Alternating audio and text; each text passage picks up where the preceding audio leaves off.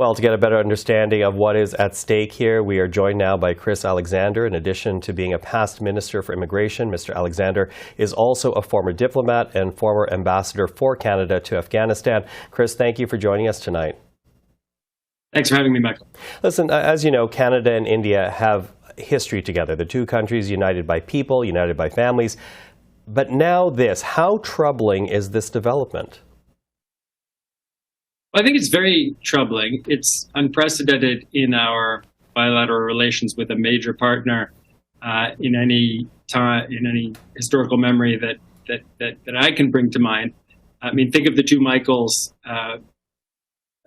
and that big issue which loomed large over our relations with China. It never led to this kind of meltdown and loss of Canadian diplomatic presence on such a scale in China, even though arguably our relations with China and allied relations with China are even worse.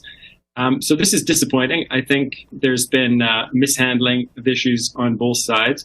And it's unfortunate that the people who will pay the price aren't the government ministers we see on both sides, the high officials who have to pronounce on this. It will be, ordinary Canadians with links to India who can't get visas to go there now because of measures India has implemented, and thousands and thousands, tens of thousands of Indian students, visitors, family members who want to come to Canada and won't have the same level of service. I'm sure Canada will do its best to adapt to the new situation, but it's going to be hard. This is a big blow to our presence in India and a disappointing result all around. And you say the result of mishandling. What do you mean by that?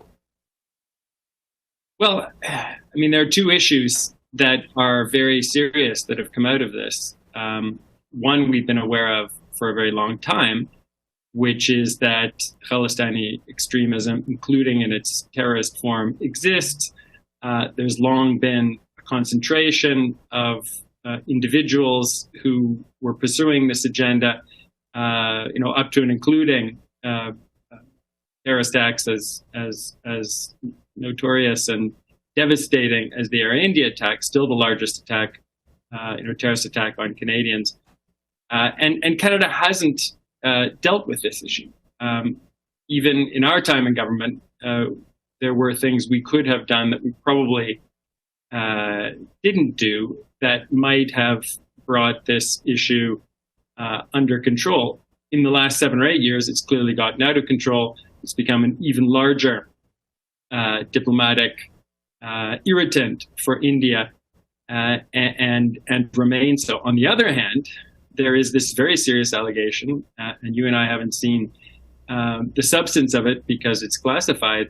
Canadians haven't seen the substance of it, that an extrajudicial killing, an assassination, took place with the involvement of, and certainly the knowledge of Indian officials here on Canadian territory. So both issues are serious. Both need to be dealt with. For two democracies that have deep relations, as you say, going back decades, there was no reason for those two issues to result in this kind of meltdown. And so I think there's been overreaction and mishandling on both sides.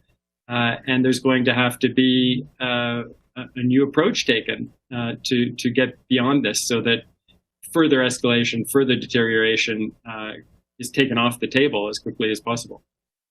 Chris, I appreciate the time as always. Thank you for it. Thanks, Mike.